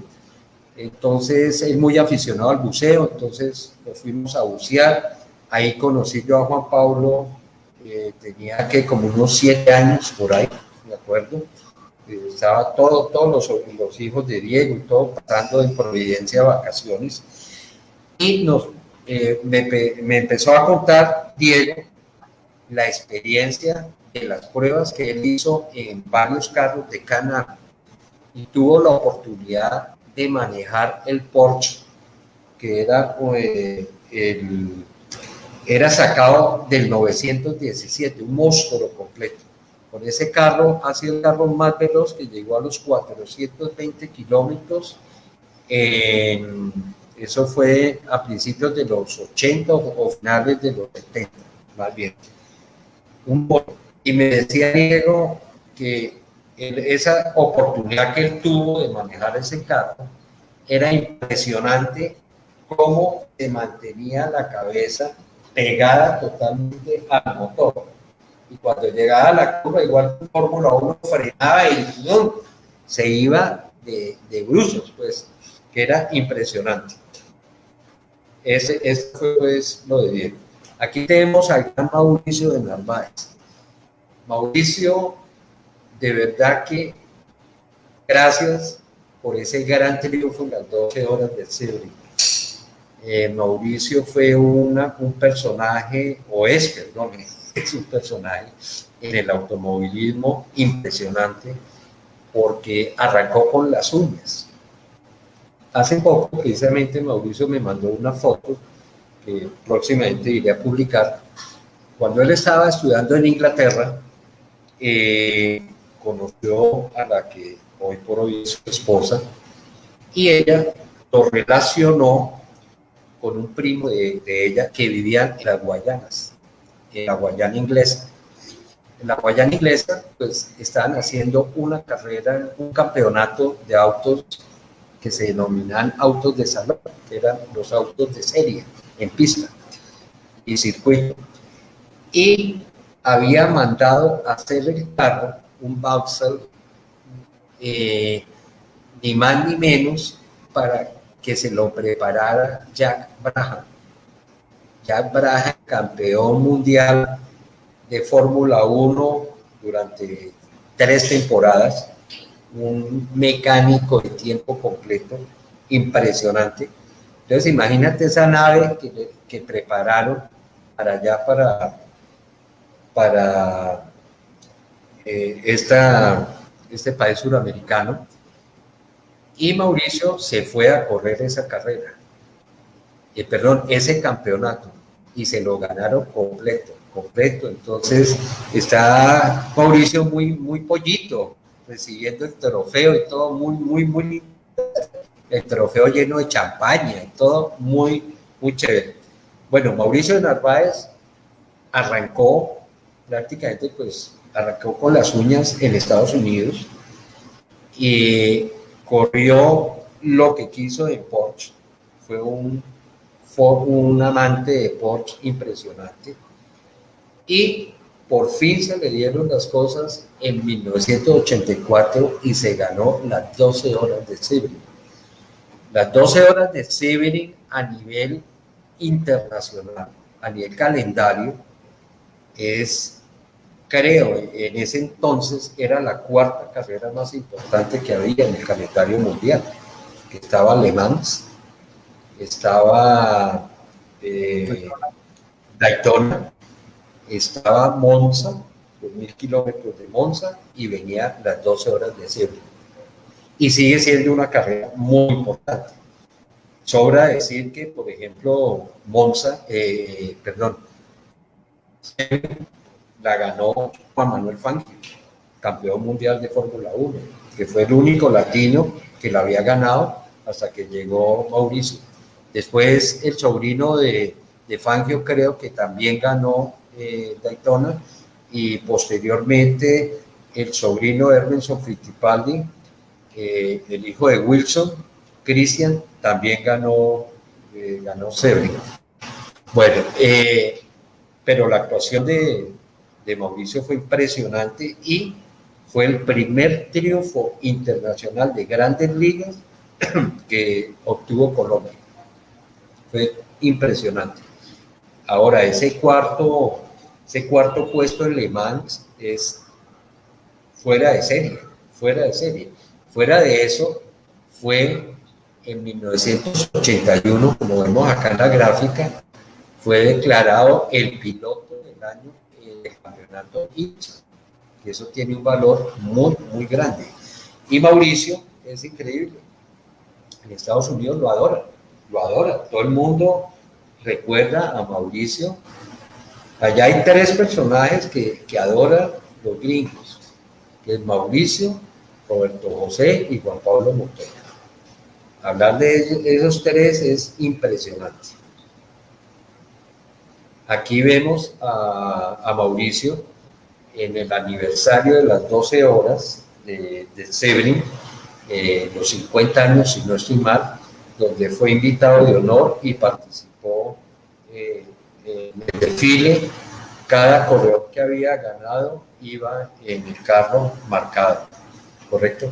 Y al otro lado vemos el carro que iba a correr en Le Mans, en el equipo Jones, que el equipo número 1 de los Sport Prototipos, espectacular. Entonces Mauricio fue un embajador único nuestro, arrancó con nosotros, pues, en los triunfos, con nosotros los colombianos. A él le debemos muchísimo, y siempre se destacó. Aquí vemos varias partes de él en diferentes carreras, ganó varias carreras, corrió en Japón, en Tokio, en las 9 horas de Tokio, corrió en las 9 horas de Kyalami en Sudáfrica, un corredor muy completo, con unos carros muy potentes, de llegar a los 400 kilómetros. Como este, aquí lo vemos cuando corrió en Japón, cuando corrió en Kyalami, ni más ni menos que con el famoso 956, que fue el carro que más éxito le trajo a la Porsche. Y este automóvil, pues no es que haya opacado al 917, el famoso monstruo alemán, pero este fue un carro que le dio muchos triunfos a la casa alemana, y Mauricio tuvo la oportunidad de correr. Bueno, ya podemos. Listo, podemos. Bueno, otro gran corredor, ¿sí?, fue Ricardo Cuchilla Londoño. Argentina tuvo un gran corredor que le decían el loco,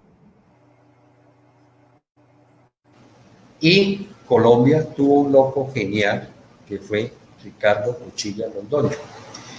En alguna ocasión en el autódromo yo le dije: vos sos el loco de Palma colombiano.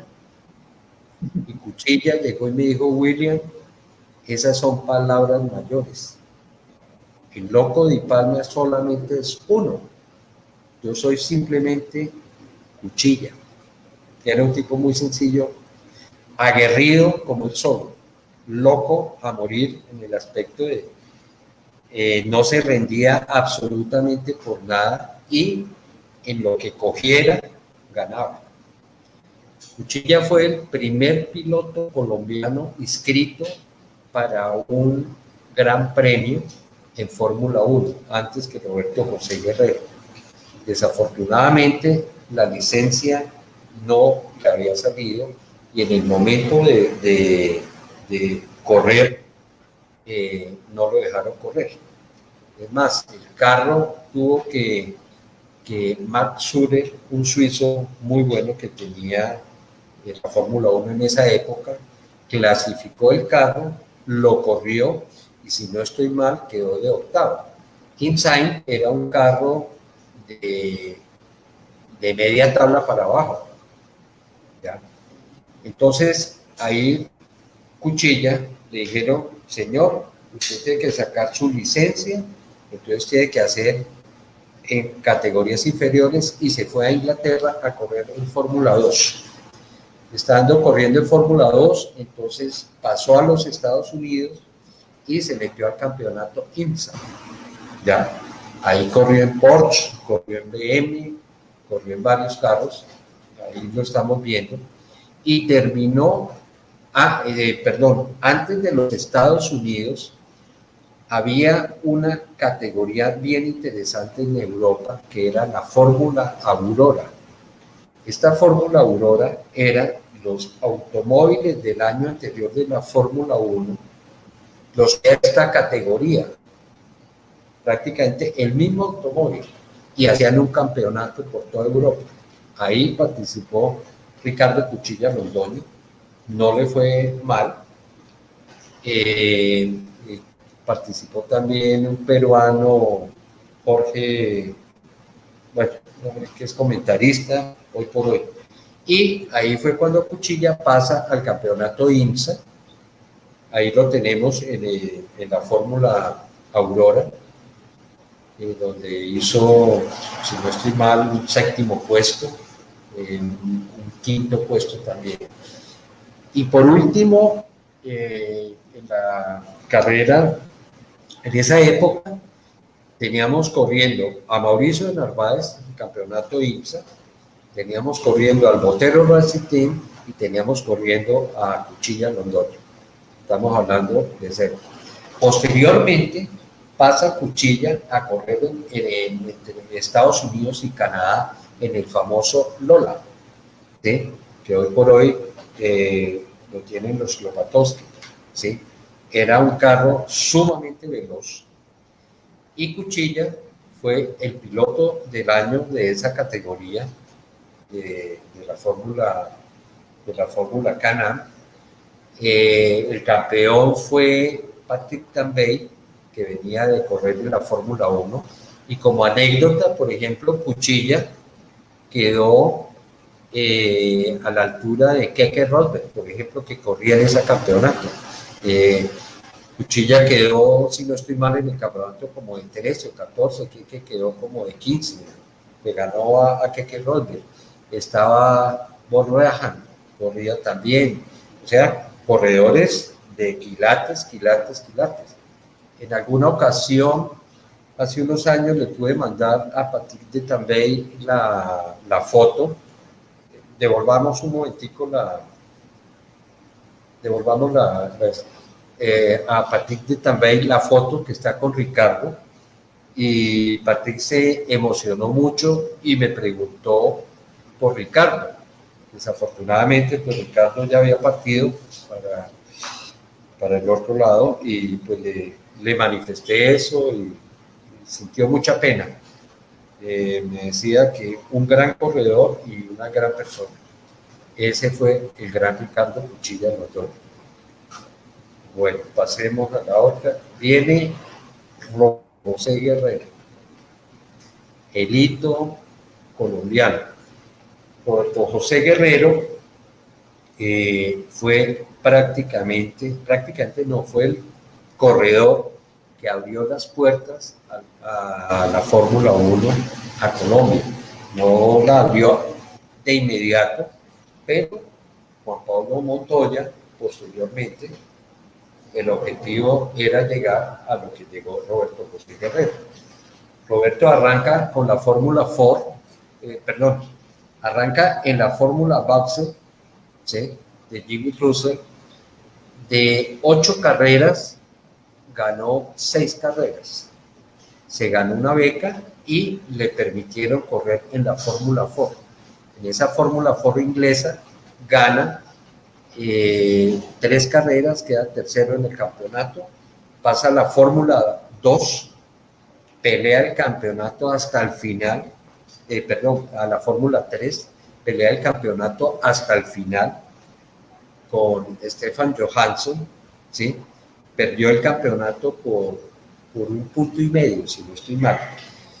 Es invitado, por ejemplo, a correr en el Gran Premio de Fórmula 3 de Macao, que es una carrera muy famosa dentro del automovilismo mundial, y entre los corredores que corrió esa carrera fue Ayrton Senna y Berger, el alemán, el gran amigo de Senna. Y fue un mano a mano entre Senna, Roberto José y Berger, la carrera. Quedaron en ese orden, pero peleando mano a mano, pues, la carrera. Hizo una gran carrera Roberto. Pasa Roberto a la Fórmula 1, a la Fórmula 2, hace un excelente campeonato, queda en el top 10, entre los 10 mejores del campeonato, queda como en el top 5 más bien. Excelente, y viene la disputa para fichar nuevos talentos. Entonces, el equipo Insign lo llama. Insign era de tabla baja, y lo llama el Marlboro McLaren. El Marlboro McLaren, podemos bajar un momentico las filminas para poder ver otra, más, bajemos, más, la la anterior, la anterior, ahí, listo. El equipo McLaren tenía a John Watson, que había sido subcampeón mundial en la anterior temporada, ¿ya? Y necesitaban un segundo piloto. Ahí mismo llamaron a Roberto José. Roberto hizo las pruebas, hizo mejores tiempos que John Watson.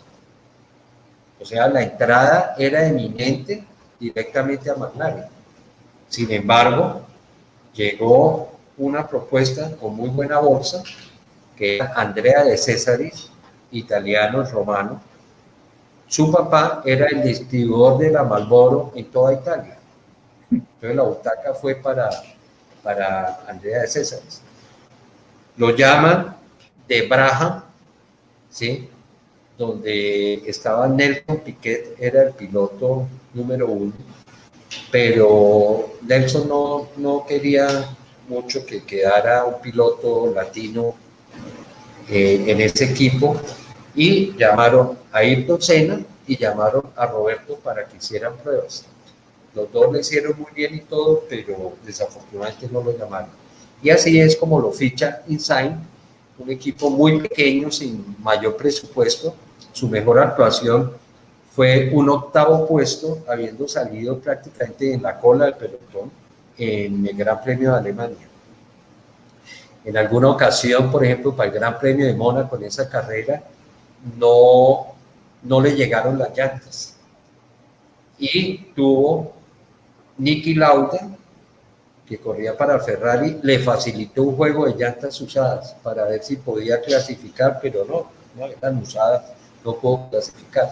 Aquí vemos, por ejemplo, la propaganda que se le estaba haciendo de la prensa colombiana, dando la bienvenida a la Fórmula 1 en el 82 a Roberto José, con los monstruos que habían en esa época, como era Carlos Reutemann, era Lafitte, Niki Lauda, estaba Gil Villeneuve. O sea, eran unos tremendos señores corredores que había en ese momento. Aquí vemos a De Angelis, un italiano muy buen corredor, desafortunadamente murió muy joven, estrellando por detrás a Roberto. Esto fue en Estados Unidos, afortunadamente sin consecuencias para Roberto. Está haciendo una magnífica carrera, iba por delante del Lotus de Angeli, y Angeli se lo lleva por delante. Y bueno, pasemos a la próxima, por favor. Aquí lo vemos con el Insign corriendo, un carro bueno, pero muy pobre realmente. Para la Insign corrió 2 años. ¿Sí? Pasemos las siguientes. Ya. Aquí lo vemos en el autódromo de Tocancipá, cuando vino a hacer unas pruebas, ¿sí? Marcó unos tiempos muy buenos con el Insign, ¿sí? En la parte de abajo vemos la segunda temporada de Roberto. Ya el carro ya no era Insign, sino Theodore, la marca. O sea, le cambiaron porque pues, no había presupuesto. De ahí, ahí era compañero con Johnny Cecotto, el venezolano, que después de esa carrera, de ese equipo, pasó a Toleman, donde hacía mejores tiempos que Ayrton Senna. Desafortunadamente, el venezolano tuvo un accidente y se rompió las piernas, y hasta ahí llegó su carrera de Fórmula 1. Pasemos a la siguiente, por favor. Aquí es cuando Roberto, cansado de los malos resultados, pasa a los Estados Unidos. El director técnico del equipo era el mismo director técnico que él tenía en el equipo de Fórmula 1, el Insign. Entonces lo llama, le dice: véngase para acá, estoy en un gran equipo, y Roberto llega a ese gran equipo, y en su debut en la Fórmula IndyCar queda segundo en las 500 millas de Indianápolis, y yo digo que perdió por falta de conocimiento realmente fue ingenuo si no hubiera ganado de novato. Sin embargo, pues se ganó ese año como el mejor novato de la Fórmula Indy, y más adelante pues pasó a otro equipo donde repitió nuevamente un segundo puesto en las 500 millas de Indianápolis. Posteriormente hizo un tercer puesto, y Roberto se ganó el cariño pues, de los estadounidenses, impresionante. Ganó en Milwaukee. Roberto sufre un accidente, se desprende una llanta en unos ensayos y golpea directamente el casco, y está 17 días en estado de coma. Roberto prácticamente estaba al otro lado. Sin embargo, a Dios gracias, se recupera, vuelve a la Fórmula Indy, hace muy buenas carreras, marca un registro impresionante que duró muchísimos años en la Fórmula Indy, en un Buick, un carro sumamente rápido. Posteriormente hace una serie de carreras de Sport prototipos, incluso hizo una en Miami con Emerson Fittipaldi, bastante interesante la carrera. Y posteriormente pues ya se retira Roberto, pero dejó una huella impresionante, impresionante.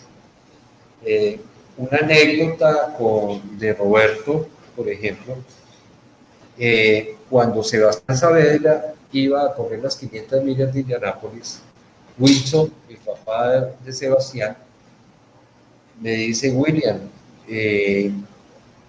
¿tú crees que debo contratar un manager americano? Tú que pues conoces algo de automovilismo allá, ¿quién crees que sea esa persona? Le dije: no, es que no tienes que contratar un manager americano, lo tienes colombiano. Entonces él pensó que iba a ser yo.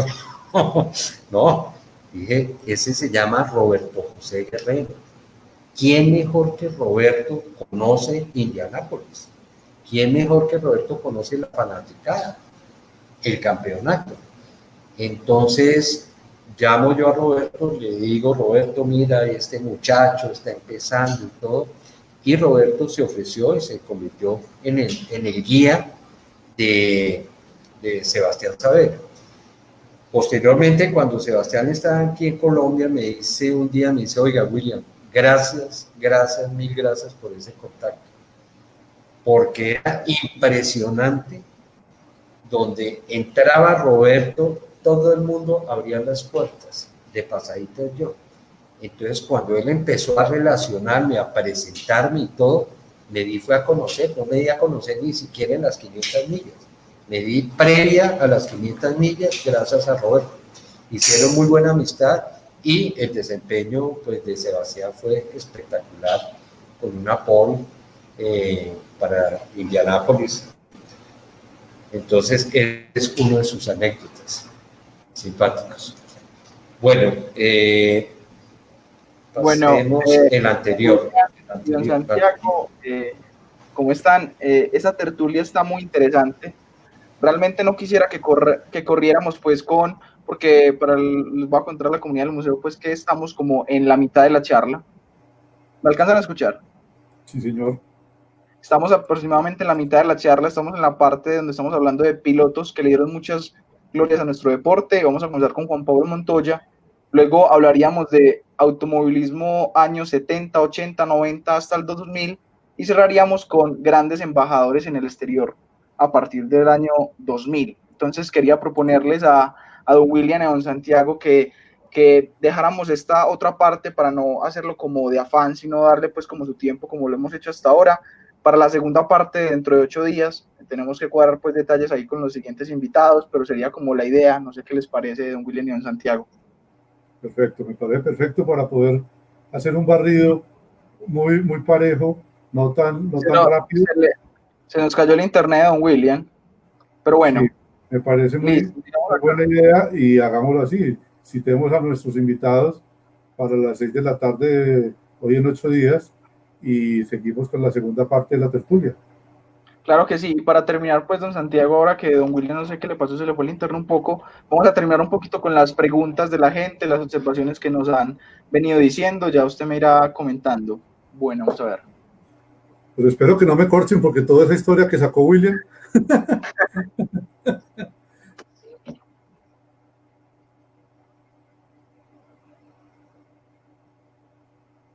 No, Carlos Luchou, no tengo conocimiento de ese tema, puede que William sí lo tenga. Esperemos a ver si William se nos logra conectar. Se me vuelve a reconectar. Yo lo voy escribiendo.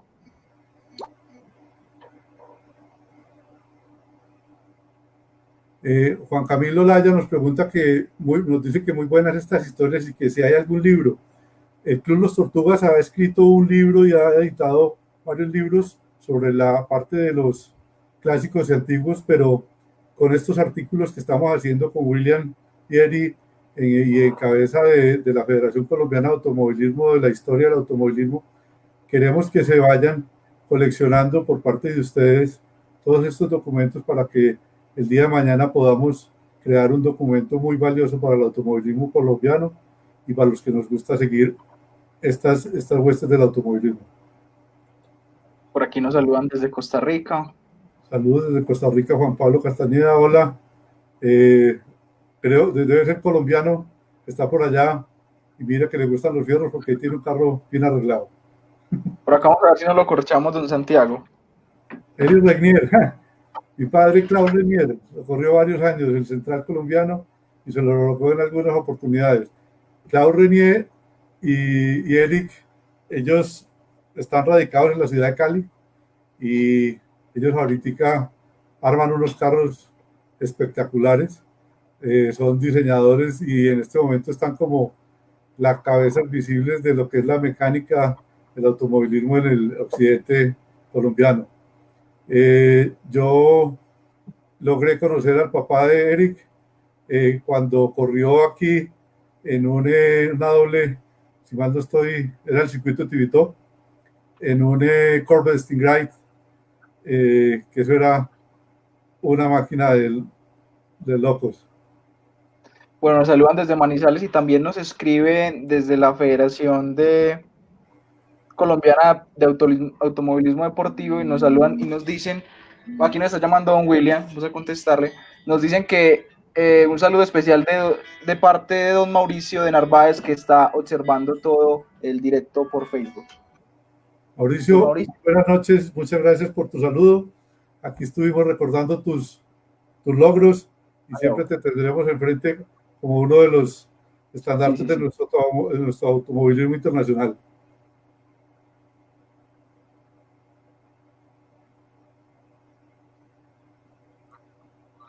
Sí, entre 8 días. Perfecto. Bueno, don Santiago, ¿me escucha? Sí, señor, perfecto. Bueno, nos cuenta don William que se le fue la luz en la casa. Bueno, entonces afortunadamente cortamos la tertulia pues acá en mitad. Sí, don William, estamos aquí hablando con don Santiago y la idea es pues continuar la segunda parte dentro de 8 días. Bueno. Listo. En un momentico lo llamo don William.